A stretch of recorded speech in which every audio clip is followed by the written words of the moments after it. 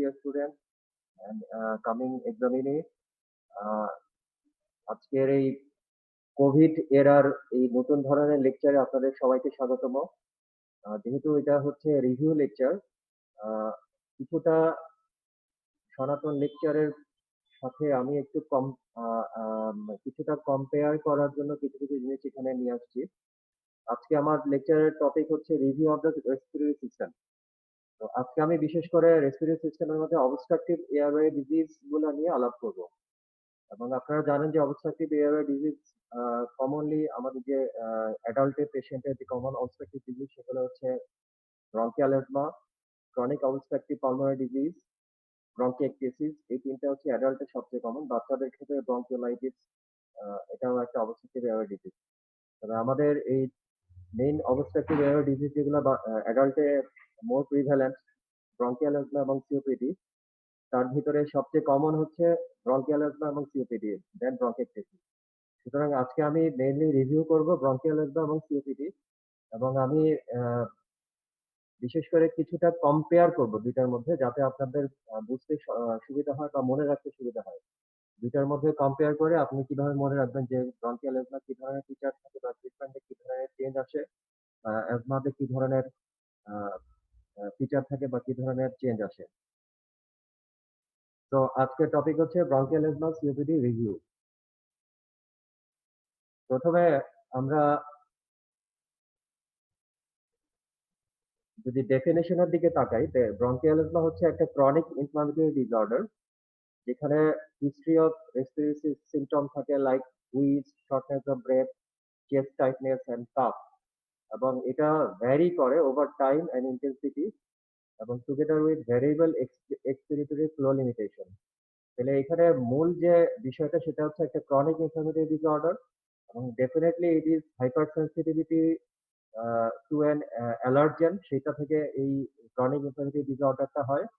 এবং এখানে সিমটমের মধ্যে একটা ইম্পর্টেন্ট সিমটম হচ্ছে হুইজ, চেস্ট টাইটনেস, যেটা সিওপিডি তে সাধারণত একটু কম থাকে, শর্টনেস অফ ব্রেথ সিওপিডি তে থাকে, ব্রঙ্কিয়াল অ্যাজমাতেও থাকে।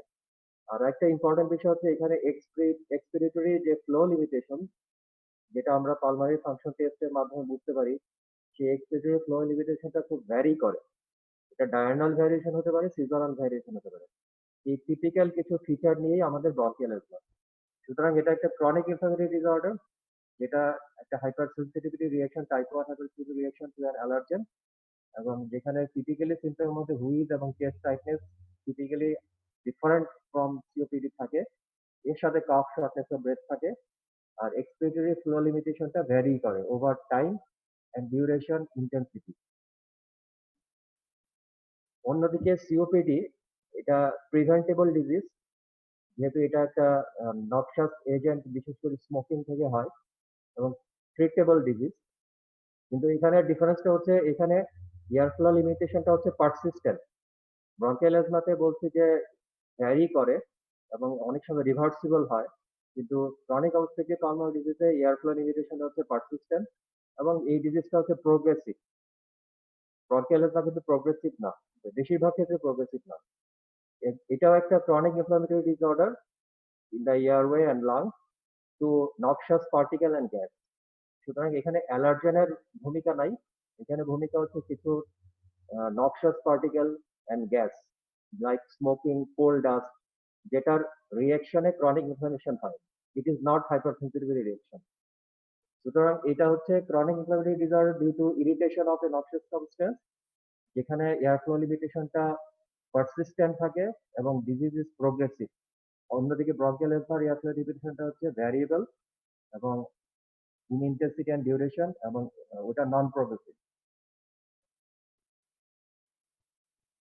সিওপিডির মধ্যে আরেকটা টার্ম আছে যে পালমোনারি এমফাইসিমা। এটা আসলে একটা হিস্টোলজিক্যাল টার্ম। আপনি যখন এমফাইসিমা বলবেন তখন বুঝতে হবে যে তার রেসপিরেটরি যে যে ব্রাঞ্চ আছে, ব্রঙ্কাস থেকে টার্মিনাল ব্রঙ্কিউল, এর ডিস্টালি যে আমরা বলি রেসপিরেটরি ব্রঙ্কিউল এবং অ্যালভিউলাস, এই টার্মিনাল ব্রঙ্কিউলের ডিস্টালি এয়ার স্পেস যেগুলো থাকে সেগুলা আমরা জানি অ্যালভেলাসের মাঝখানে ইন্টার অ্যালভেলাস সেপ্টাম থাকে। এই পালমোনারি এমফাইসিমাতে ইন্টার অ্যালভেলাস সেপ্টাম গুলো ড্যামেজ হয়ে যায়, যার ফলে এয়ার স্পেস গুলো অনেক এনলার্জ থাকে, কয়েকটা অ্যালভেওলাস মিলে একটা এয়ার স্পেস তৈরি হয় এবং এখানে আপনার লাং গুলা হাইপার ইনফ্লেটেড থাকে এবং এই পেশেন্ট গুলা দেখবেন যে অনেক সময় চেস্টটা ব্যারেল শেপের বেশি থাকে। অ্যান্টেরো-পোস্টেরিয়র ডায়ামিটার ট্রান্স ডায়ামিটার থেকে বেশি থাকে। যেহেতু এখানে এয়ার ট্র্যাপিং হচ্ছে, অনেকগুলো অ্যালভেওলাস ডেস্ট্রয় হয়ে একসাথে একটা বড় এয়ার স্পেস তৈরি করে এবং এখানে সাধারণত ফাইব্রোসিস থাকে না। আরেকটা টার্ম শুনবেন আপনার ক্রনিক ব্রঙ্কাইটিস। ক্রনিক ব্রঙ্কাইটিস হচ্ছে অ্যা বলা হয় তখনই যখন একটা patient productive calf of minimum 2 table spoon একসাথে একটানা ৩ মাস, ৩ মাস যদি একটানা থাকে তার প্রোডাক্টিভ কাফ এবং বছরে পরপর ২ বছর। পরপর ২ বছর, প্রতি বছর মিনিমাম একটানা ৩ মাস যদি তার প্রোডাক্টিভ কাফের হিস্ট্রি থাকে এবং আদার যে obstructive aortic bronchiectasis যদি ক্লিনিক্যালি এক্সক্লুড হয়, তখনই এটাকে ক্রনিক ব্রঙ্কাইটিস বলা হয়। এবং definitely there should be a history of smoking or other noxious particle exposure. সুতরাং ক্রনিক ব্রঙ্কাইটিস বলা হয় যখন ক্রনিক কাফ থাকে একটানা ৩ মাস, পরপর ২ বছর। তখন এটাকে ক্রনিক ব্রঙ্কাইটিস বলা হয়। এবার আসেন যে ইটিওলজি দিক থেকে ২ টার মধ্যে ডিফারেন্সটা কি?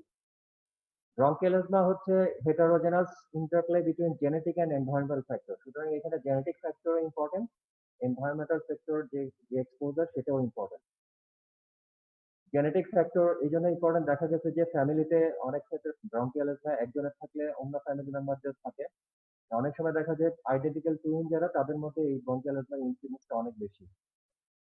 যাদের অ্যাটোপিক হিস্ট্রি থাকে বিশেষ করে বিভিন্ন টাইপের অ্যালার্জি লাইক অ্যানারোলিক রাইনাইটিস অথবা স্কিন অ্যালার্জি, এক্সিমা তাদের বিশেষ করে ব্রঙ্কিয়াল এজমাটা বেশি থাকে। সুতরাং অ্যাটোপি যাদের হিস্ট্রি আছে টাইপ 1 হাইপারসেনসিটিভিটির একটা এক্সাম্পল তাদের মধ্যে ব্রঙ্কিয়াল এজমার ইনসিডেন্সটা বেশি থাকে। এনভায়রনমেন্টাল ফ্যাক্টরের মধ্যে ইম্পোর্টেন্ট হচ্ছে যেমন ডায়েটারি কিছু ফ্যাক্টর বিশেষ করে যারা ভিটামিন সি ডেফিসিয়েন্সিতে ভোগে বা ভিটামিন ডি ডেফিসিয়েন্সিতে ভোগে, vitamin A deficiency dietary factor যাদের কম হয় তাদের তাদের ক্ষেত্রে সাধারণত ব্রঙ্কিয়াল এজমার ইনসিডেন্সটা বেড়ে যায়। Allergen exposure it is very important. কিছু অনেকগুলা অ্যালার্জেন আছে যেগুলা বিভিন্ন পার্সনে ব্রঙ্কিয়াল এজমাকে প্রিসিপিটেট করে। যেমন ডাস্ট, পোলেনস, হাউস ডাস্ট মাইট বিভিন্ন টাইপের অ্যালার্জেন, বিভিন্ন ড্রাগ বা বিভিন্ন ফুড থেকে অনেক সময় এই অ্যালার্জেন হিসেবে কাজ করে ব্রঙ্কিয়াল এজমাকে অ্যাগ্রাভেট করতে পারে। অনেক অকুপেশনের বিভিন্ন টক্সিন এক্সপোজারের জন্য ব্রঙ্কিয়াল এজমা অ্যাগ্রাভেট হতে পারে।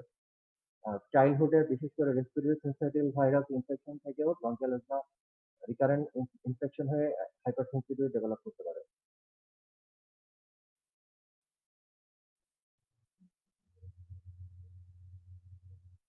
আমরা যদি একটা অ্যাজমার হিস্টোপ্যাথোলজির দিকে তাকাই, যেমন এটা একটা উপরের পিকচারটা হচ্ছে একটা নরমাল রেসপিরেটরি ট্র্যাক্টের ইপিথেলিয়ামের পিকচার, যেখানে ইপিথেলিয়াম গুলো থাকে এবং থিন একটা মিউকাস মেমব্রেন থাকে, থিন বেসমেন্ট মেমব্রেন থাকে।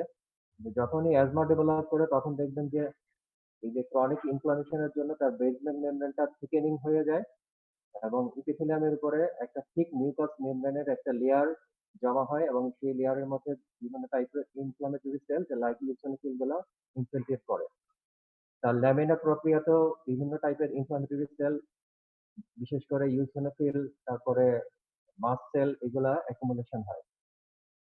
স্মুথ মাসল গুলো অনেক হাইপারট্রফিক থাকে দেন নরমাল, নরমাল থেকে এটা অনেক বেশি হাইপারট্রফিক হয়ে যায় এবং সাবমিউকাস যে লেয়ার সেখানে যে মিউকাস গ্ল্যান্ড গুলো সেগুলো হাইপারট্রফিক হয়ে যায়। সুতরাং এটা একটা ব্রঙ্কিয়াল এজমা হিস্টোপ্যাথোলজিক্যাল পিকচার আপনি এখানে দেখতে পাচ্ছেন যে মিউকাস লেয়ারটা অনেক থিক দেন নরমাল এবং এখানে বেসমেন্ট মেমব্রেনটাও ঠিক হয়ে যায়। ল্যামিনার প্রক্রিয়াতে ক্রনিক ইনফ্লামেটরি সেলের মধ্যে টিপিক্যালি এখানে ম্যাক্রোফেজ, ইউসিনোফিল, নার্ভ সেল এগুলো এবং টাইপ 2 CD4 লিম্ফোসাইট এখানে অ্যাকুমুলেশন হয়।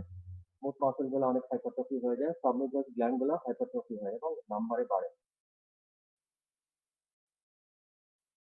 সিওপিডির ইটিওলজির মধ্যে 95% এর ক্ষেত্রে বেশি কজ হচ্ছে tobacco smoking. Tobacco smoking in any form is cause COPD অথবা অনেক গ্রামে গঞ্জে আছে দেখবেন যে বায়োমাস ফুয়েল ইউজ করে, কাঠের লাকড়ি ইউজ করে তাদের এই ডাস্ট এই যে ফিউমস, সেই ফিউমের এক্সপোজারে অনেক সময় সিওপিডি ডেভেলপ করে ক্রনিক হলে যদি ইউজ করে। যদি এটা ইনসিডেন্স এখন অনেক কমে গেছে। এছাড়া কিছু অকুপেশনে কোল ডাস্ট, সিলিকা, ক্যাডমিয়াম এগুলোর এক্সপোজারে হতে পারে, ক্যানাবিস এক্সপোজারে হতে পারে।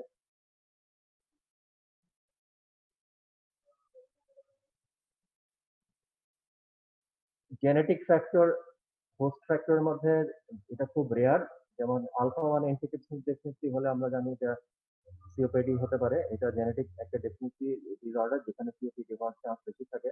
এছাড়া আদার অন্যান্য সিওপিডি সাসপিসিবিলিটি জিনও আছে যেগুলোর কারণে দেখা যায় সব স্মোকিং করলে সবাই তো আর সিওপিডি হয় না, কারো কারো সিওপিডি হয়, কারো হয় না। এই জন্য বলা হয় যে এখানে হয়তো আদার সাসপিসিবিলিটি জিনও রোল প্লে করে। এখানে আমরা জাস্ট গ্রসলি হিস্টোলজিক্যাল ডিফারেন্সটা দেখবো যে অ্যাজমা এবং সিওপিডির মধ্যে হিস্টোলজিক্যাল ডিফারেন্সটা কি। দুইটাই ক্রনিক ইনফ্লামেটরি ডিসঅর্ডার, একটা অ্যালার্জিক, একটা হচ্ছে নন অ্যালার্জিক। এয়ারওয়ে যে স্মুথ মাসেল এটা অ্যাজমাতে বেশি হাইপারট্রফি হয়, সিওপিডিতে অ্যাজমার মতো অত বেশি হাইপারট্রফি হয় না। বেসমেন্ট মেমব্রেন থিকেনিং যেটা অ্যাজমাতে বেশি হয় সেটা সিওপিডিতে থিকেনিং হয় না। তারপরে পেরিব্রঙ্কিয়াল ফাইব্রোসিস এটা সাধারণত সিওপিডিতে মোর প্রিডমিনেন্টলি হয়, অ্যাজমাতে খুব কম হয়। যদি ক্রনিক পারসিস্টেন্ট অ্যাজমা হয় তাহলে কিছু হতে পারে কিন্তু সাধারণত টিপিক্যালি হয় না।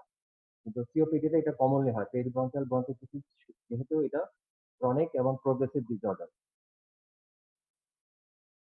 মাস্ট সেল, ইনফ্লামেটরি সেল যদি আপনি দেখেন ল্যামিনা প্রোপ্রিয়াতে অ্যাজমাতে মাস্ট সেল থাকে, ডেনড্রাইটিক সেল থাকে, ইউসিনোফিল থাকে।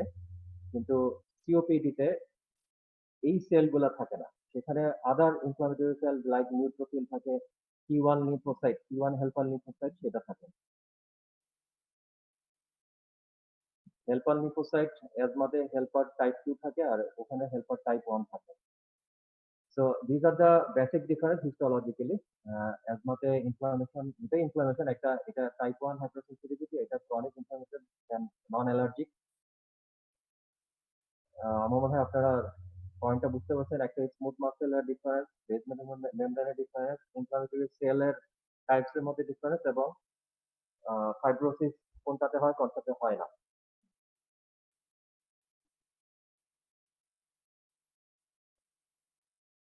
এবার আসেন যে ক্লাসিফিকেশন, আমরা অ্যাজমা এবং সিওপিডি দুটাই ক্লাসিফিকেশন দেখবো। প্যাথোফিজিওলজিক্যালি অ্যাজমাকে তিনটা টাইপে ভাগ করা হয়। বেসিক্যালি এই লার্জলি তিনটা টাইপ, আরো ছোট ছোট কিছু টাইপ আছে। একটা হচ্ছে অ্যালার্জিক অ্যাজমা যেটা অ্যাটোপির সাথে রিলেটেড এবং ইয়াং পার্সনে বেশি হয়, বাচ্চাদের বেশি হয়, চাইল্ডহুড থেকে একটা হিস্ট্রি থাকবে এবং কিছু অ্যালার্জেন এক্সপোজারের সাথে এটা অ্যাগ্রাভেট করবে এবং বেশিরভাগ ক্ষেত্রে এটা ইন্টারমিটেন্ট টাইপ হয়। নন অ্যালার্জিক যেটা সাধারণত অ্যালার্জির সাথে রিলেটেড না, অ্যাডাল্ট অনসেট হয় এবং এটা আহ, কোনো ডেফিনিট কোনো অ্যালার্জেনের সাথে এটা খুব বেশি রিলেটেড না। অ্যাডাল্ট অনসেট হয় এবং সাধারণত দেখা যায় যে নন অ্যালার্জিক অ্যাজমা পেশেন্ট গুলা স্টেরয়েডে ইনহেলারে কম রেসপন্স করে। লেট অনসেট অ্যাজমা এটাও একটা, বেশিরভাগই নন অ্যালার্জিক এবং এটা সাধারণত ফিমেলে বেশি হয় এবং অ্যাডাল্ট অনসেট হয়, এটাও নন অ্যালার্জিক। প্রথম যে ভ্যারাইটি অ্যালার্জিক অ্যাজমা সেটা স্টেরয়েড ইনহেলারে খুব ভালো রেসপন্স করে, যেহেতু এখানে টিপিক্যালি টাইপ 1 হাইপারসেনসিটিভিটি যে অ্যাটোপিক ভ্যারাইটি সেটা বেশি কমনলি হয়, এই জন্য এটা স্টেরয়েড সেন্সিটিভ বেশি। নিচের দুইটা টাইপ স্টেরয়েড সেন্সিটিভিটি কম। ক্লিনিক্যাল ক্লাসিফিকেশন, অ্যাজমা তিনটা ভাগে ভাগ করা হয়: ইন্টারমিটেন্ট অ্যাজমা, পারসিস্টেন্ট অ্যাজমা আর একটা হচ্ছে acute exertion of the asthma. Intermittent asthma বলবো যখন আপনার পেশেন্টের অ্যাজমার সিমটম গুলা সপ্তাহে 2 দিনের থেকে কম থাকবে, 2 দিন বা তার থেকে কম সপ্তাহে, এবং মাসে তার মিনিমাম ম্যাক্সিমাম 2 বার তার হয়তো ঘুম ভেঙে যায় এই অ্যাজমার সিমটমের কারণে। তাহলে মাসে 2 বারের চেয়ে বেশি হবে না ঘুম ভাঙাটা, এবং তার সিমটম সপ্তাহে 2 দিন থেকে বেশি হবে না, এবং ইন বিটুইন সিমটম সে মোটামুটি সিমটম ফ্রি থাকবে। দুইটা অ্যাটাকের মাঝখানে পুরোপুরি সিমটম ফ্রি থাকবে। তার যদি পালমারি ফাংশন টেস্ট করে সেটা নরমাল থাকবে। এটা হচ্ছে ইন্টারমিটেন্ট অ্যাজমা। আর পারসিস্টেন্ট অ্যাজমা হচ্ছে যে তার সিমটমটা সপ্তাহে 2 দিনের থেকে বেশি হবে, হয়তো 3 দিন 4 দিন অথবা থ্রু আউট দ্য উইকে থাকতে পারে, এবং nocturnal awakening due to respiratory symptom of asthma এটা মাসে 3 থেকে 4 বার কমপক্ষে হবে, মানে 2 বারের থেকে বেশি হবে। তাহলে এই এবং ইন বিটুইন সিম্পটম হয়তো তার কিছু মিনিমাম সিম্পটম থাকতে পারে এবং তার পালমোনারি ফাংশন টেস্ট কিছুটা অ্যাবনরমাল থাকতে পারে এবং এই জন্য এটাকে পারসিস্টেন্ট অ্যাজমা বলা হয়। তাহলে ইন্টারমিটেন্ট অ্যাজমা হচ্ছে হঠাৎ করে কিছু অ্যাটাক হবে, তারপর সে ভালো থাকবে, আবার কিছুদিন পর আরেকটা অ্যাটাক হবে। ইন বিটুইন অ্যাটাক সে পুরোপুরি ভালো থাকবে। নাম্বার অফ অ্যাটাক এখানে ডিফাইন করে দেওয়া আছে। আর পারসিস্টেন্ট অ্যাজমা হচ্ছে ইন বিটুইন অ্যাটাক কিছু মাইল্ড সিম্পটম থাকবে এবং নাম্বার অফ অ্যাটাক তার মিনিমাম সপ্তাহে ২ বারের থেকে বেশি হবে এবং নকটার্নাল অ্যাওয়েকেনিং মাসে ৩ থেকে ৪ বারের থেকে বেশি হবে। এই গেল ২ টা টাইপ। আর অ্যাকিউট এক্সারশন হচ্ছে যদি তার দেখা যায় যে হঠাৎ করে কোনো যেকোনো টাইপেরই অ্যাজমা হোক, হঠাৎ করে কন্ট্রোল যদি লস হয়ে যায় এবং তাকে অ্যাকিউটলি ম্যানেজ করতে হয়, তখন সেটাকে অ্যাকিউট এক্সারশন বলে। এটা যেকোনো টাইপের অ্যাজমাই হতে পারে অ্যাকিউট এক্সারশন। সেটা একদম মাইল্ড এক্সারশন থেকে শুরু করে লাইফ থ্রেটেনিং অ্যাটাক পর্যন্ত হতে পারে। কিছু স্পেশাল ভ্যারিয়েন্ট অফ অ্যাজমা আছে, যেমন এক্সারসাইজ ইনডিউসড ব্রঙ্কোকনস্ট্রিকশন, যেটাকে আগে এক্সারসাইজ ইনডিউসড অ্যাজমা বলা হতো, কিন্তু এখন এটাকে এক্সারসাইজ ইনডিউসড ব্রঙ্কোকনস্ট্রিকশন বলা হয়। দেখা যায় যে এক্সারসাইজ করার পরে তার ACV1 যদি মোর দ্যান 10% ফল করে, তখন এটাকে এক্সারসাইজ ইনডিউসড ব্রঙ্কোকনস্ট্রিকশন বলা হয়। Calf variant asthma, this is very important. অনেক পেশেন্ট দেখবেন যে শুধু ক্রনিক একটা কাফে দিচ্ছে 6 থেকে 8 সপ্তাহ, কিন্তু তার কোনো হুইজ নাই, তার কোনো রেসপিরেটরি ডিস্ট্রেস নাই, চেস্ট টাইটনেস নাই, ক্রনিক কাফ। তখন আমাদের মাথায় রাখতে হবে এটা কাফ ভ্যারিয়েন্ট অ্যাজমা হতে পারে এবং এই পেশেন্ট গুলোকে আপনি যদি পালমোনারি ফাংশন টেস্ট করেন তাহলে নরমাল পাবেন। সুতরাং এটা টিপিক্যালি হিস্ট্রি দিয়ে এবং other cause of chronic cough exclude করে তারপরে আপনাকে কাফ ভ্যারিয়েন্ট অ্যাজমাকে ডায়াগনোসিস করতে হবে। So so it is diagnosis of exclusion. আর আরেকটা স্পেশাল ভ্যারিয়েন্ট অফ অ্যাজমা হচ্ছে অ্যাসপিরিন এক্সাজারেটেড রেসপিরেটরি ডিজিজ। বিশেষ করে যারা অ্যাসপিরিনের সেনসিটিভ, যারা অ্যাসপিরিন, আমরা জানি যে এটা অ্যারাকিডোনিক অ্যাসিড মেটাবলিজমের পাথওয়েকে সাইক্লোহেক্সিস পাথওয়েকে ইনহিবিট করে, যার ফলে তার লিউকোট্রিয়েন্টস তৈরি হয় বেশি এবং এটার কারণে এক্সাজারেটেড হতে পারে অ্যাজমা। এবং বিশেষ করে অ্যাসপিরিন এক্সাজারেটেড রেসপিরেটরি ডিজিজ যারা যে গ্রুপের পেশেন্ট, তাদের ন্যাজাল পলিপ বা অ্যালার্জিক রাইনাইটিসটা বেশি থাকে। অকুপেশনাল অ্যাজমা, কিছু অকুপেশনে কিছু টক্সিন বা কেমিক্যালের প্রতি যারা সেনসিটিভ থাকে তাদের asthma symptom during occupation period তার সিম্পটম দেখা দিতে পারে। এটা আমরা বুঝবো কিভাবে? সে যখন তার কাজের পিরিয়ডে থাকে তখন তার সিম্পটম থাকে, যখন সে হলিডেতে থাকে, অফ ডেতে থাকে, তখন তার সিম্পটমটা কমে যায়। তখনই মাথায় স্ট্রাইক করবে এটা অকুপেশনাল রিলেটেড কোনো অ্যাজমা ট্রিগার হতে পারে।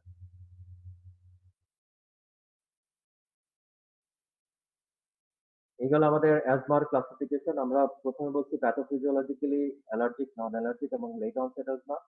Clinical classification intermittent, persistent, acute exacerbation and special ভ্যারিয়েন্টের মধ্যে এই 4টা বললাম।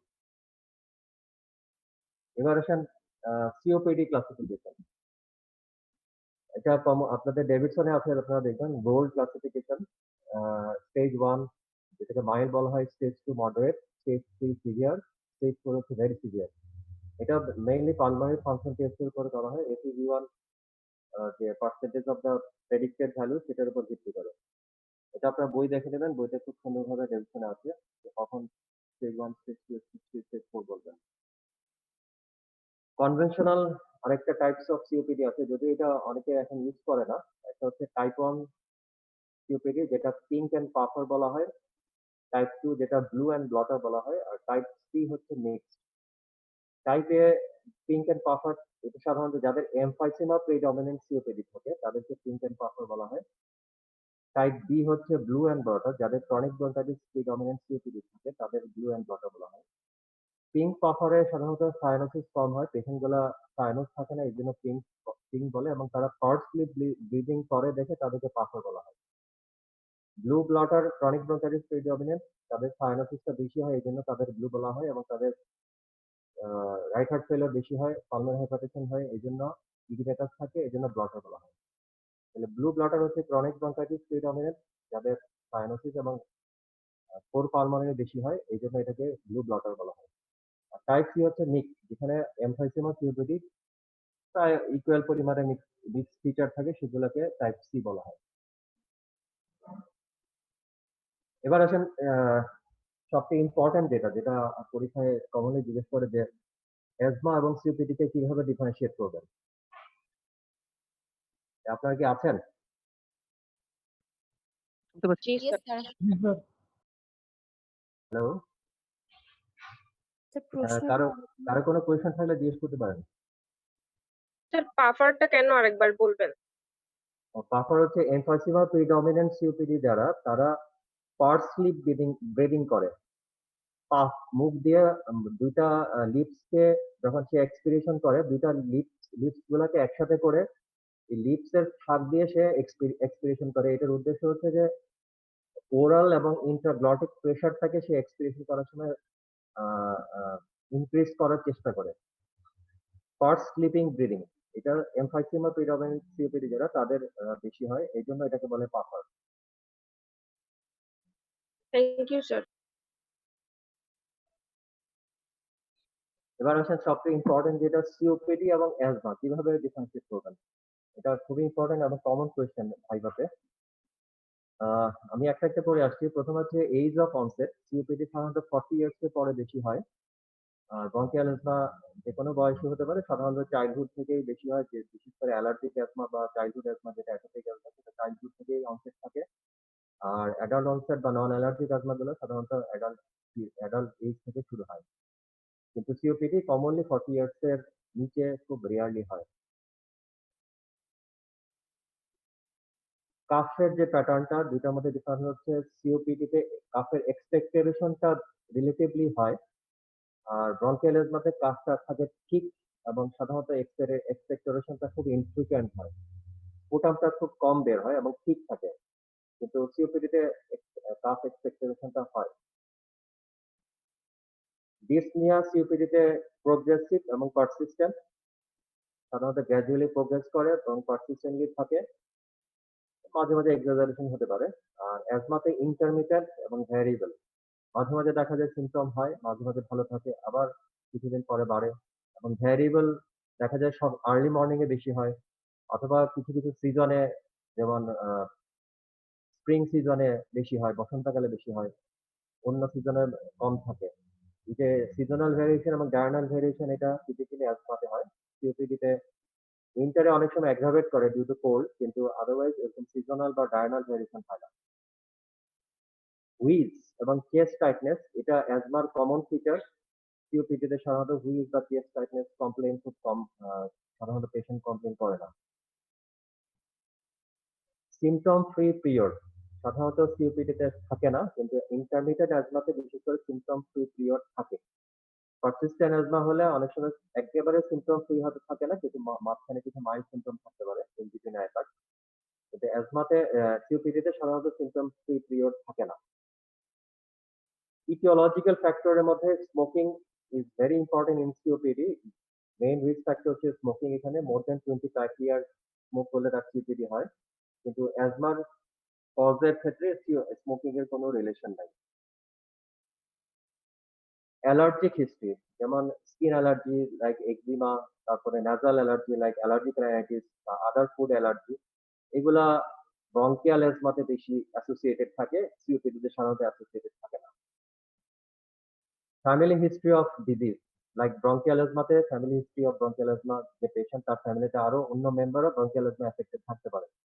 সিওপিডি তে সাধারণত এরকম ফ্যামিলিতে একই ফ্যামিলিতে অনেকের সিওপিডি হয় এটা সাধারণত হয় না। ডায়নাল ভেরিয়েশন এর কথা আগে আমি বলছি। তো ব্রঙ্কিয়াল অ্যাজমাতে বলা হয় যে এই ডায়নাল ভেরিয়েশন এর টিপিক্যাল একটা পার্সেন্টেজ আছে। More than 20% on more than 3 days in a week.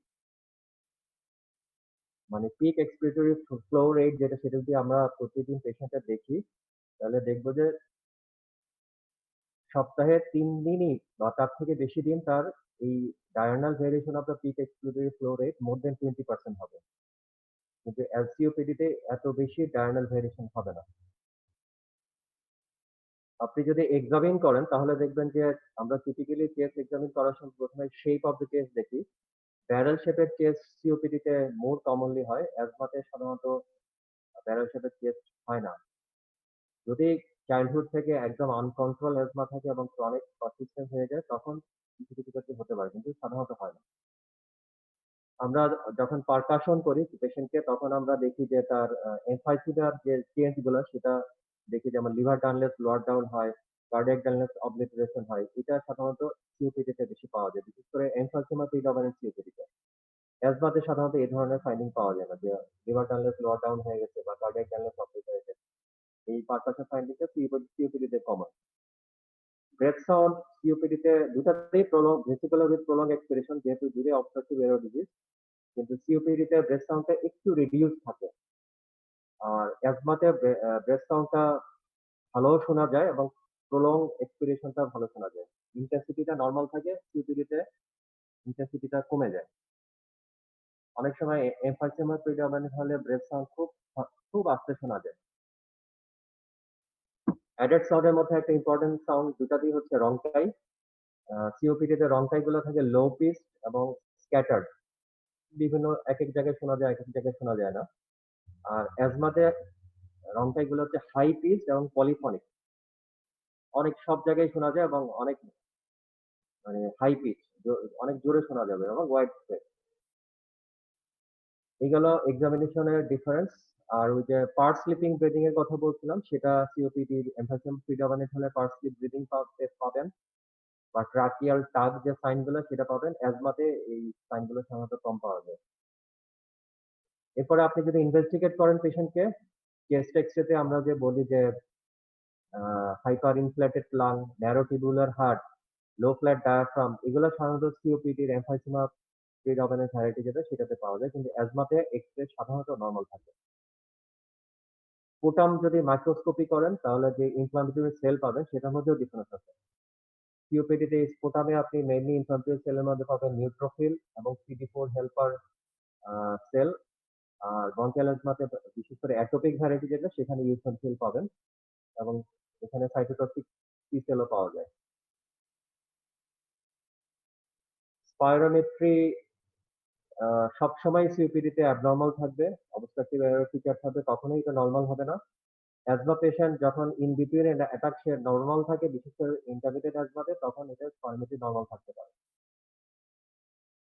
Post bronchodilator response in FEV1, যদি FEV1 করেন প্রথম পেশেন্টকে, তারপরে ব্রঙ্কোডাইলেটর দিলেন ইনহেলার ফর্মে শর্ট অ্যাক্টিং, তারপরে আবার FEV1 করলেন, যদি দেখা যায় ব্রঙ্কোডাইলেটর দেওয়ার আগে যা ছিল তার থেকে 12% এর থেকে বেশি ইমপ্রুভমেন্ট হয়ে গেছে ব্রঙ্কোডাইলেটর দেওয়ার পরে, তখন আমরা বলি রিভার্সিবিলিটি টেস্ট পজিটিভ। এবং এই রিভার্সিবিলিটিটা বেশি হয় ব্রঙ্কিয়াল অ্যাজমাতে। সিওপিডি তে সাধারণত এত বেশি রিভার্সিবিলিটি হয় না, হতে পারে কিছু, কিন্তু it should be less than 12%। তাহলে ব্রঙ্কোডাইলেটর রেসপন্সে FEV1 মোর দ্যান 12% বাড়ে ব্রঙ্কিয়াল অ্যাজমাতে, আর সিওপিডি তে সাধারণত এর থেকে কম বাড়ে। এই গেল সিওপিডি এবং অ্যাজমার ডিফারেন্স। আরেকটা টার্ম আপনারা শুনে থাকবেন হয়তো, একোস, অ্যাজমা সিওপিডি ওভারল্যাপ সিনড্রোম। এটা হচ্ছে এখানে পেশেন্টের কিছু ফিচার থাকে সিওপিডি, কিছু ফিচার থাকে অ্যাজমার। Persistent airflow obstruction with feature of asthma. অ্যাজমার ফিচার থাকবে, তার মানে হুইজ থাকবে, চেস্ট টাইটনেস থাকবে, in associated with cough and steady distress. কিন্তু এয়ারফ্লো লিমিটেশন অবস্ট্রাকশনটা পারসিস্টেন্ট থাকবে, তার সবসময় কিছু না কিছু রেসপিরেটরি সিম্পটম থাকবে এবং সাধারণত এটা আফটার 40 ইয়ার্স ডেভেলপ করে। সুতরাং অ্যাকোস বলতে হলে এই 40 ইয়ার্স এর থেকে বেশি হওয়া লাগবে। এবং there should be a history of smoking, smoking থাকতে হবে, স্মোকিং এর হিস্ট্রি থাকতে হবে। এবং এই পেশেন্ট গুলোর অনেক সময় ফ্যামিলিতে অ্যালার্জিক হিস্ট্রি থাকতে পারে, ফ্যামিলিতে অ্যালার্জিক হিস্ট্রি থাকতে পারে। সুতরাং অ্যাকোস তখনই সাসপেক্ট করা হয় যখন একটা অ্যাডাল্ট পারসন 40 ইয়ার্স এর বেশি, তার পারসিস্টেন্ট এয়ারফ্লো অবস্ট্রাকশনের ফিচার থাকে in association with typical history of asthma history like chest tightness, wheeze, এবং পেশেন্টের স্মোকিং এর হিস্ট্রি থাকবে। এটা আপনাদের একটা লাস্ট একটা প্রফেট কোয়েশ্চন, আমি জাস্ট এটা একটু আপনাদের এখানে ডিসকাস করতেছি। একটা 50 years old man suffering from chronic obstructive pulmonary disease present in the emergency department with severe respiratory distress, fever, expectoration of productive sputum for the 3 days. On examination, his BP was 130/80, pulse rate 110 with cyanosis and bilateral bronchitis. তাহলে ৫০ বছরের একটা old man যে নন COPD আপনার কাছে emergency ডিপার্টমেন্টে আসছে increase বা severe respiratory distress নিয়ে, সাথে ফিভার এবং productive sputum for the last 3 days. পেশেন্টের সাইনোসিস আছে এবং বিপি নরমাল, পালস একটু বেশি এবং বায়োলেটারাল ব্রঙ্কাই আছে। এখন এই পেশেন্টকে কি পরীক্ষা করবেন? What appropriate investigation will help you to manage him properly and how would you treat him?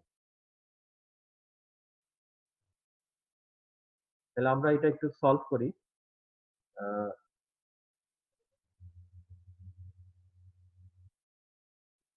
Investigation কি করবেন এই পেশেন্টের? ১ম এ হচ্ছে আমরা আ একটা টোটাল কাউন্ট মানে কমপ্লিট ব্লাড কাউন্ট করব। যেহেতু পেশেন্টের জ্বর আছে, পেশেন্ট ডেফিনিটলি সিওপিডি তে অ্যাকিউট এক্সাইটেশন এ কিন্তু বেশিরভাগ কজই হচ্ছে আপনার ব্যাকটেরিয়াল ইনফেকশন দিয়ে। ব্রঙ্কিয়াল এজমাতে কিন্তু বেশিরভাগ এক্সাজারেশন হয় ভাইরাল ইনফেকশন দিয়ে। সুতরাং এটা একটা ইম্পোর্টেন্ট ডিফারেন্স। এজন্য সিওপিডি তে আপনি টিপিক্যালি যখন এক্সাজারেশন নিয়ে আসে পেশেন্টের যদি ফিভার থাকে ডেফিনিটলি তার টোটাল কাউন্ট বেশি পাবেন। এখানে টোটাল কাউন্ট বেশি হবে, নিউট্রোফিল পার্সেন্টেজ বেশি হবে এবং তার সিওপিডি ক্রনিক হিস্ট্রি থাকলে তার হিমোগ্লোবিন পার্সেন্টেজ যেহেতু হাইপোক্সিমিয়া ক্রনিক্যালি থাকলে ইরিথ্রোপয়েটিন সিচুয়েশন বেশি হয়, তার পলিসাইথেমিয়া হতে পারে, পাওয়া যেতে পারে এখানে। তারপরে একটা পেশেন্টের চেস্ট এক্স-রে করবেন। চেস্ট এক্স-রে করলে আপনি এখানে সিওপিডি যে ফাইন্ডিং গুলা সেগুলো দেখবেন। তারপরে হচ্ছে তার কোনো অ্যাসোসিয়েটেড নিউমোনিয়া আছে কিনা সেটা দেখবেন। Complication of COPD like pneumothorax হইছে কিনা বা বুলা হইছে কিনা সেটা খেয়াল করবেন। তাহলে এক্স-রে করার উদ্দেশ্য হচ্ছে এগুলা। তারপর তার স্পুটাম এক্সামিন করেন আপনি। স্পুটাম এক্সামিন করলে আপনি গ্রাম স্টেইন এবং কালচার করবেন। তাহলে আপনি কোন ব্যাকটেরিয়া দেয়া হলো এবং অ্যান্টিবায়োটিক কোনটা দিলে ভালো রেসপন্স হবে সেটা আপনি রেজাল্ট পেয়ে যাবেন।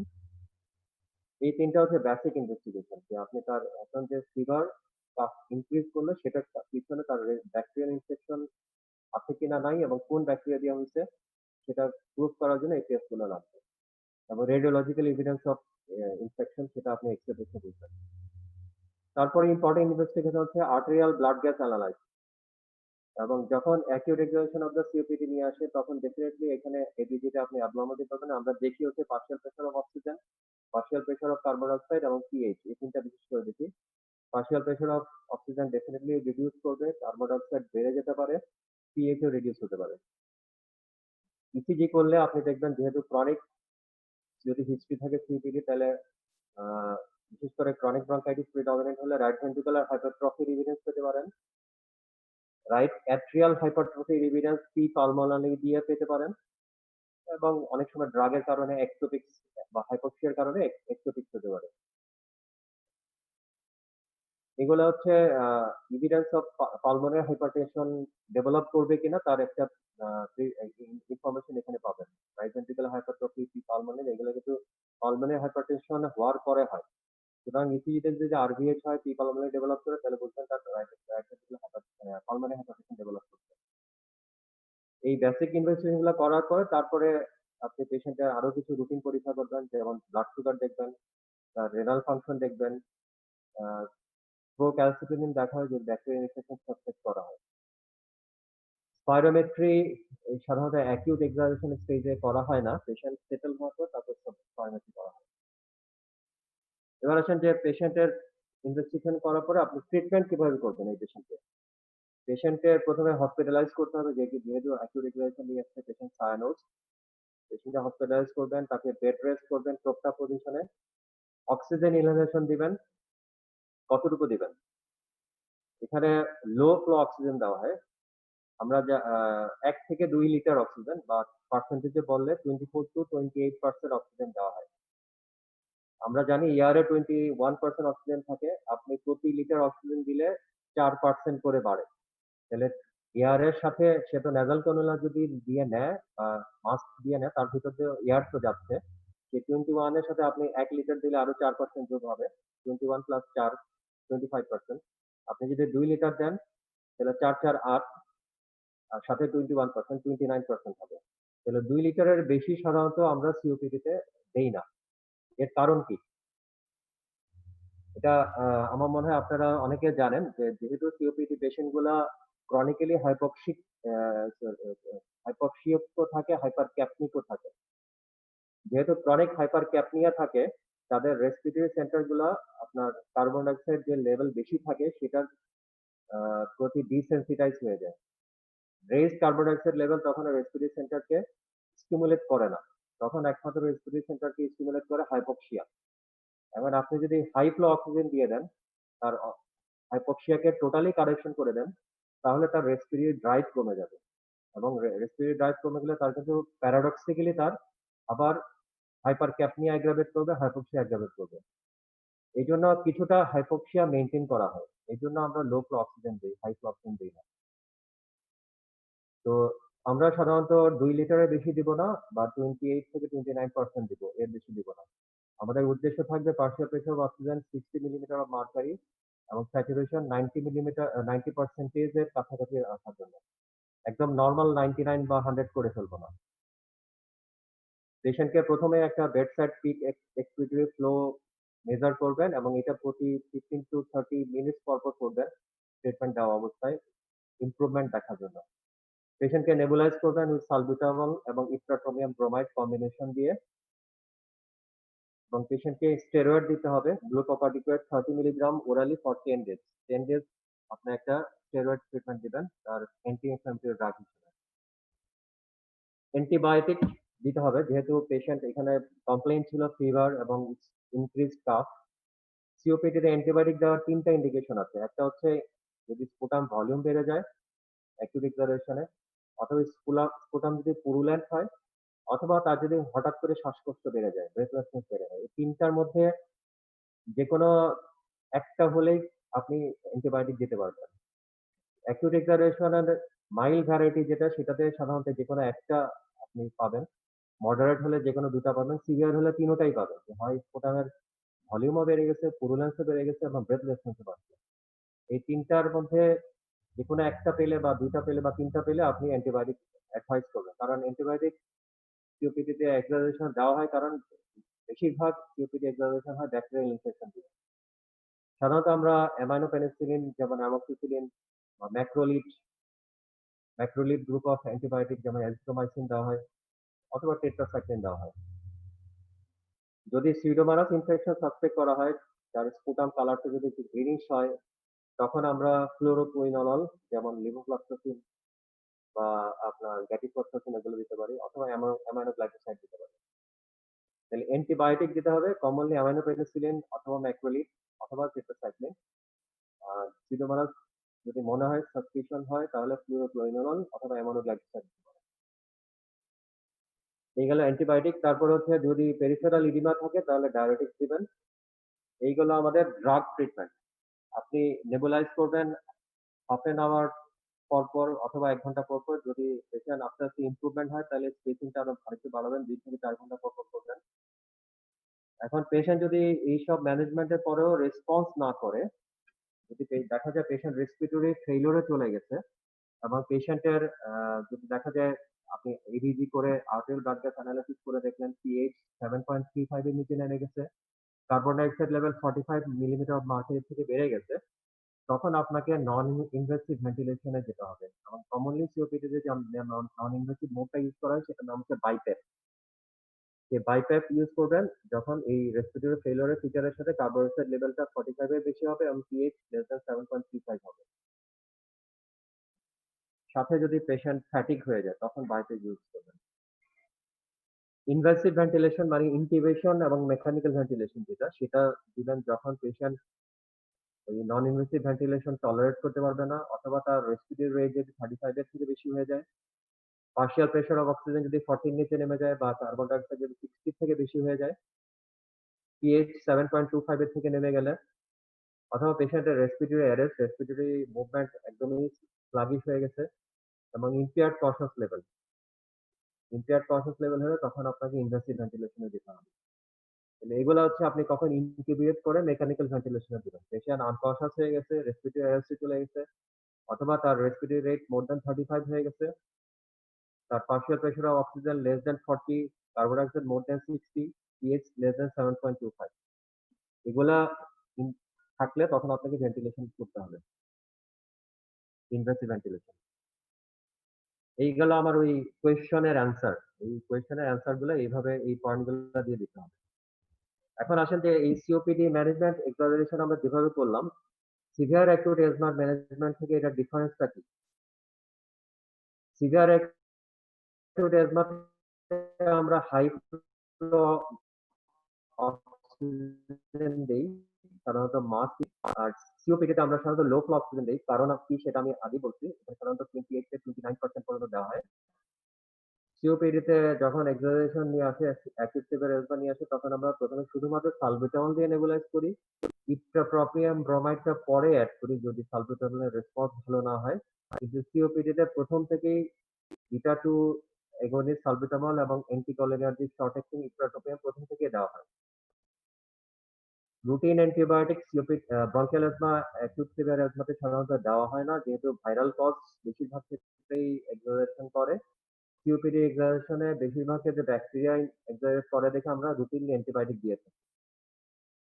অ্যাকিউট সিভিয়ার এজমাতে আইভি ম্যাগনেসিয়াম সালফেটের একটা রোল আছে, কিন্তু সিওপিডি তে magnesium sulphate is not indicated. সুতরাং ২ টার ম্যানেজমেন্টের মধ্যে এই কিছু ডিফারেন্স হচ্ছে।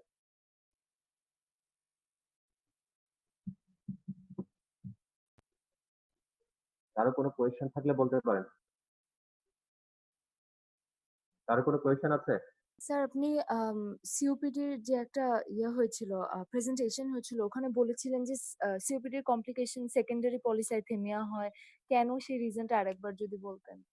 সেকেন্ডারি পলিসিটিমা হয় সিওপিডি তে হাইপোক্সিয়া থাকে, ক্রনিক হাইপোক্সিয়া থাকে। ক্রনিক হাইপোক্সিয়া থাকার জন্য আপনার hypoxia is a drive for secretion of erythropoietin. Erythropoietin যখন ব্লাডে হাইপোক্সিয়া থাকে তখন ইরিথ্রোপয়েটিন সিক্রেশন বেশি হয়। আর ইরিথ্রোপয়েটিন যদি বেশি সিক্রেশন হয় আপনার হিমোগ্লোবিন সিনথেসিস বেড়ে যাবে না? এজন্য পলিসিটিমিয়া হয়। Thank you sir. Sir, magnesium সালফেটের রোলটা আসলে কি অ্যাকিউট সিভিয়ার এজমাতে? Magnesium sulphate smooth muscle dilatation করে। এটা ব্লাড ভেসেলেও করে, ব্রঙ্কিয়াল ট্রিটেও করে। স্মুথ মাসল ডাইলেটেশন করে দেখে এটা ব্রঙ্কোডাইলেটর হিসেবে কাজ করে। এবং এটা শুধুমাত্র অ্যাকিউট সিভিয়ার এজমাতে দেওয়া হয় এবং এটা দিতে হলে আপনাকে ব্লাড প্রেশার মনিটর করতে হবে। কারণ এটা ব্লাড ভেসেল স্মুথ মাসলকেও ডাইলেট করে। সুতরাং পেশেন্ট হাইপারটেনশনে যেতে পারে। এজন্য ব্লাড প্রেশারটাও মনিটর করতে হবে। ব্লাড প্রেশার যদি কোনো কারণে কম থাকে তাহলে দেওয়া যাবে না। স্যার ম্যাগনেসিয়াম স্যার বাইপ্যাপ জিনিসটা কি স্যার? পাইপের নন ইনভেসিভ ভেন্টিলেশনের ২ টা মোড আছে কমনলি ইউজ করা হয়। একটা হচ্ছে বাইপ্যাপ আর একটা হচ্ছে সিপ্যাপ। সিপ্যাপ মানে হচ্ছে কন্টিনিউয়াস পজিটিভ এয়ারওয়ে প্রেশার, আর বাইপ্যাপ মানে হচ্ছে বাইমোডাল পজিটিভ এয়ারওয়ে প্রেশার। বাইপ্যাপে হচ্ছে আপনার আ মানে বাইমোডাল মানে ইন্সপিরেশন ফেজ এবং এক্সপিরেশন ফেজ, এই ২ টা ফেজে পজিটিভ প্রেশার মেইনটেইন করা হয়। মাঝখানে আবার যখন ইন্সপিরেশন শেষ হয়ে যায় তখন আবার পজিটিভ প্রেশারটা কমে যায়। মানে একটা মেশিন দিয়ে আপনার এয়ারওয়েতে একটা ফোর্স ক্রিয়েট করা হয় এয়ার প্রেশার দিয়ে, যাতে এয়ারওয়ে প্রেশারটা বেশি থাকে এবং এই প্রেশার ক্রিয়েশনটা হয় বাইমোডাল। ইন্সপিরেশন ফেজে হয় আবার এক্সপিরেশন ফেজে হয়। ইন বিটুইন আবার প্রেশারটা কমে কমে যায়। আপ ডাউন হয়। ইন্সপিরেশনের সময় প্রেশার ক্রিয়েট করা হয়, এক্সপিরেশনের সময় পজিটিভ প্রেশার ক্রিয়েট করা হয়। মাঝখানে আবার এটা লোয়ার ডাউন হয়ে যায়। এইজন্য এটার নাম হচ্ছে বাইমোডাল। এক্সপিরেশন ফেজে পজিটিভ প্রেশার ক্রিয়েট করার একটা সুবিধা হচ্ছে যে আপনার স্মল যে এয়ারওয়ে গুলা সেগুলা কোলাপস করবে না। যার ফলে আপনার কার্বন ডাই অক্সাইড এক্সক্রিশনটা বেশি হয়, ভালো হয়। যদি এক্সপিরেশন ফেজে বেশিরভাগ ক্ষেত্রে স্মল এয়ারওয়ে গুলা কোলাপস হয়ে যায় সিওপিডি তে। আপনি যদি এক্সপিরেশন ফেজে পজিটিভ এয়ারওয়ে প্রেশার দেন তাহলে ওগুলা কোলাপস হবে না এবং তার এক্সপিরেশনটা বেশি হবে, কার্বন ডাই অক্সাইড ওয়াশ আউটটা বেশি হয়। যেহেতু যেখানেই কার্বন ডাই অক্সাইড রিটেনশন হয় সেখানেই বাইপ্যাপটা চয়েস করা হয়। কারণ ওই এক্সপিরেশন ফেজে আপনার স্মল এরিয়া গুলোকে পজিটিভ প্রেশার দিয়ে কোলাপস থেকে প্রিভেন্ট করা হয়, যার ফলে এক্সপিরেশনটা ভালো হয়, কার্বন ডাইঅক্সাইডটা ওয়াশ আউট হয়।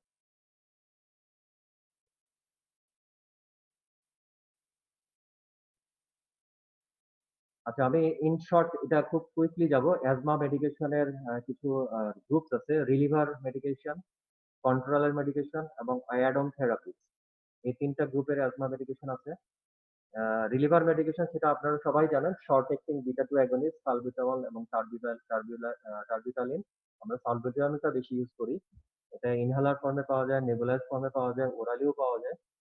এগুলো হচ্ছে রিলিভার।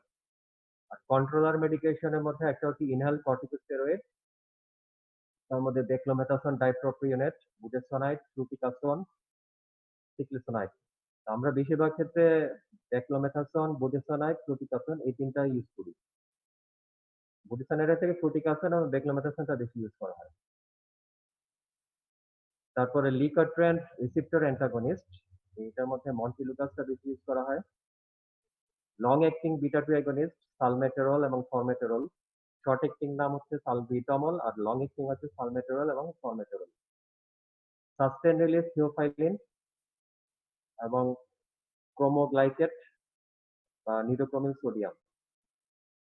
এই কয়েকটা হচ্ছে আমাদের কন্ট্রোলার মেডিকেশন। তবে আমরা কমনলি ইউজ করি ইনহেল কর্টিকোস্টেরয়েড, তারপরে long acting beta two agonist, তারপরে হচ্ছে leukotriene receptor antagonist, sustain release theophylline. এই নিচের যেটা ক্রোমোগ্লাইকেট সাধারণত যাদের অ্যালার্জিক রাইনাইটিস থাকে তাদেরকে ইউজ করা হয়, শুধু অ্যাজমাতে এটা ইউজ করা হয় না। অ্যাড-অন থেরাপিজ এর মধ্যে শর্ট অ্যাক্টিং অ্যান্টিকোলিনার্জিক যেমন ইপ্রাট্রোপিয়াম, এটা সাধারণত যদি প্রথমে সালবিউটামলের রেসপন্স না করে নেবুলাইজ করে তখন এটা অ্যাড করা হয়।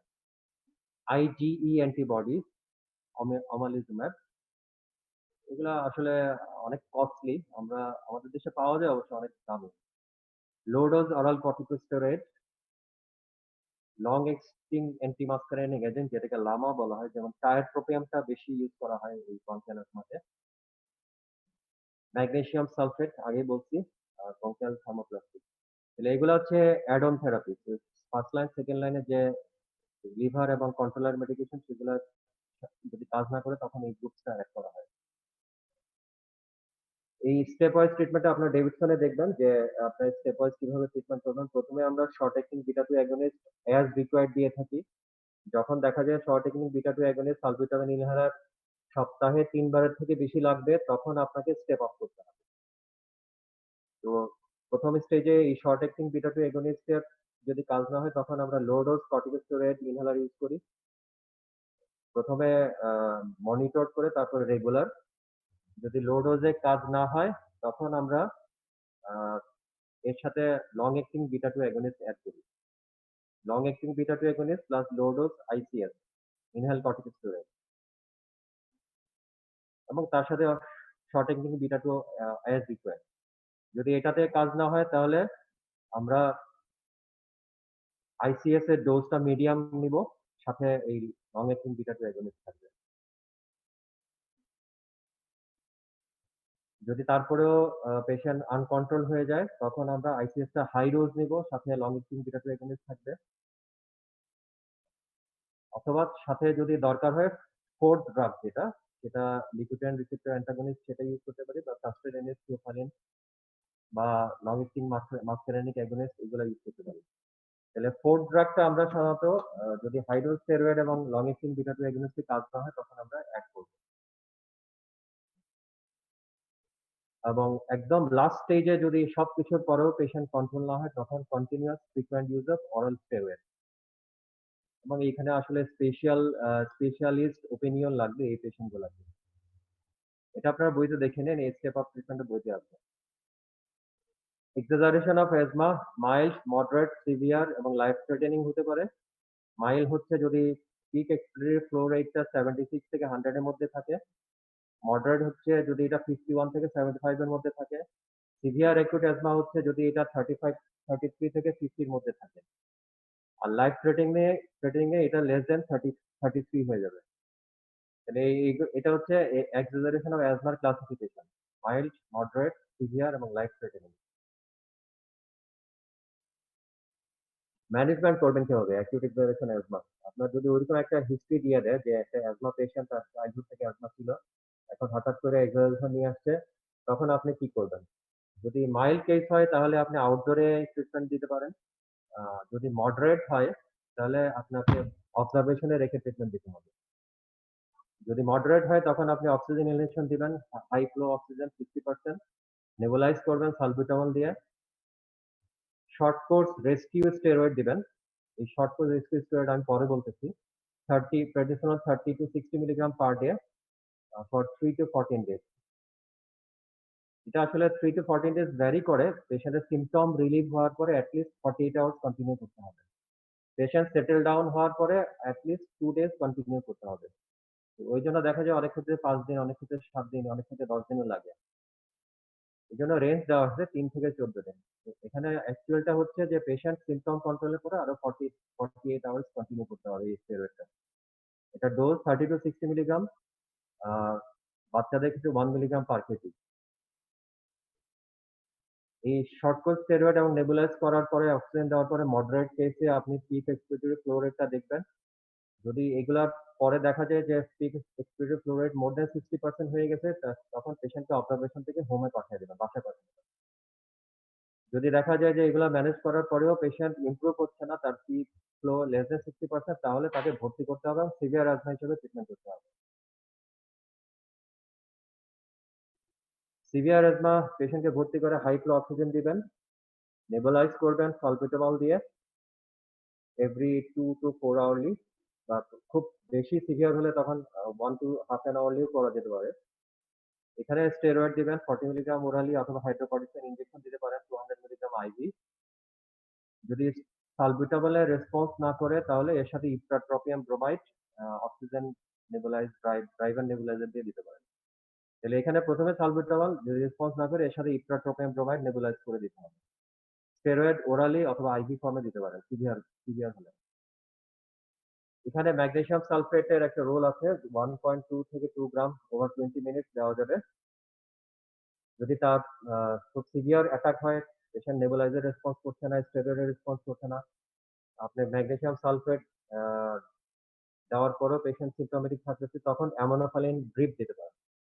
অ্যামোনোফালিন ড্রিপ তবে এটা সাবধানে দিতে হবে, পেশেন্টের কার্ডিয়াক কোনো প্রবলেম থাকলে অ্যারিথমিয়া থাকলে তখন দেওয়া যাবে না। 5 milligram per KG loading dose over 20 minutes followed by 1 milligram per kg per hour maintenance infusion. এই গেল আমাদের অ্যাকিউট এজমার ড্রাগ ম্যানেজমেন্ট। অ্যাকিউট এজমাতে অনেক সময় ভেন্টিলেশন লাগতে পারে, বিশেষ করে লাইফ থ্রেটেনিং এজমা হলে।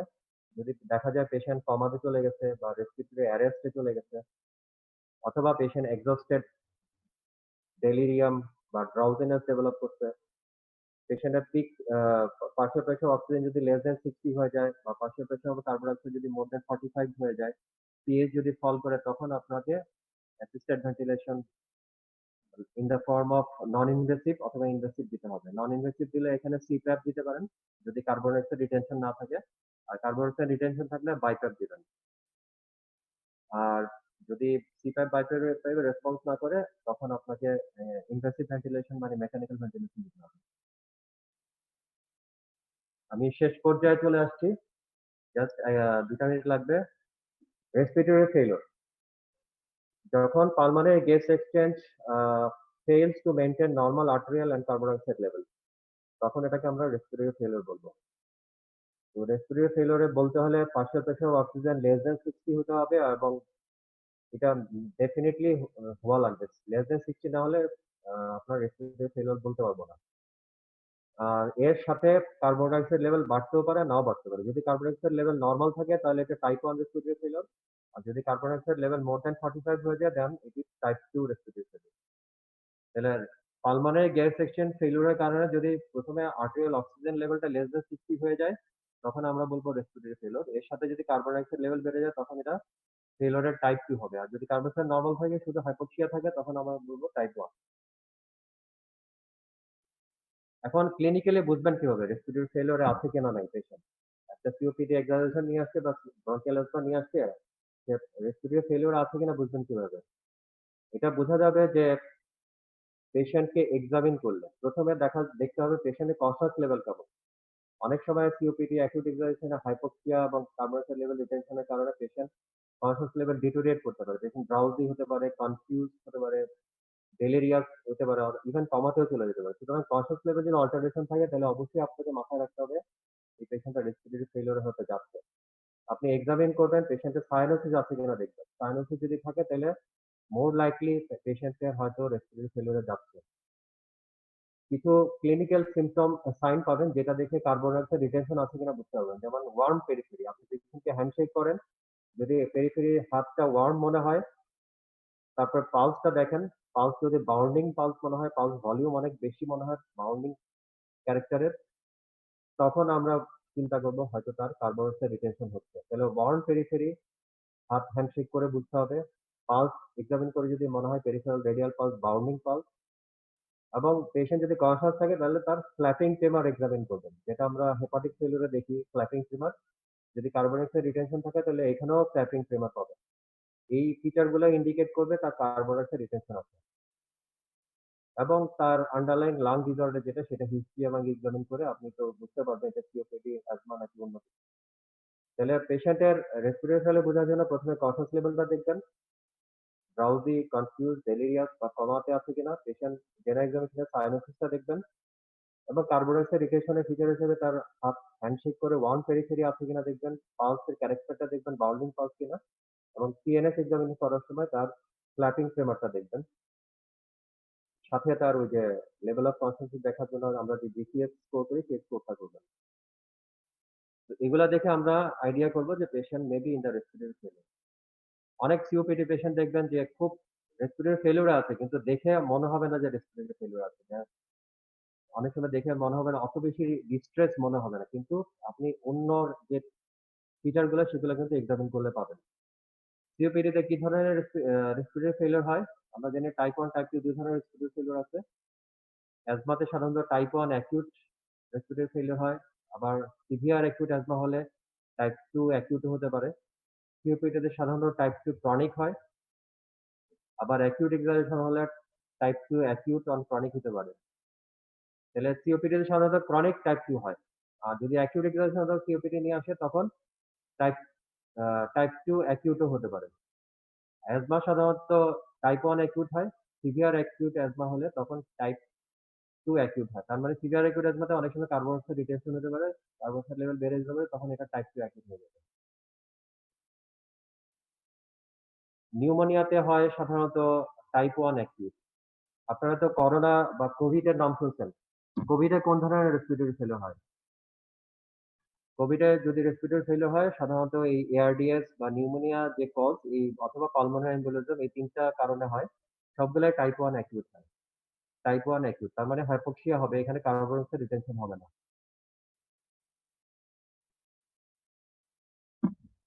Thank you very much. কারো কোনো কোয়েশ্চেন থাকলে জিজ্ঞেস করতে পারেন।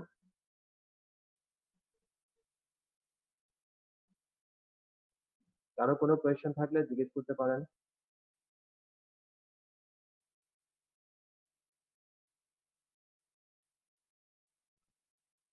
আমি নেক্সট ক্লাসে infection of the respiratory disease, বিশেষ করে tuberculosis, pneumonia, including some touch of the COVID-19, এইগুলা নিয়ে আলাপ করবো। যেহেতু কোভিড-19 আপনাদের আগে কখনো পড়ানো হয়নি, নিউ ডিজিজ, একটা প্যান্ডেমিক চলছে, আমার মনে হয় কিছুটা অন্তত আপনাদের জানা উচিত। আর যদি কোনো কোয়েশ্চেন না থাকে, থ্যাংক ইউ ভেরি মাচ। আজকের মতো বিদায় নিচ্ছি। নেক্সট ক্লাস রবিবারে দেখা হবে। শুভরাত্রি।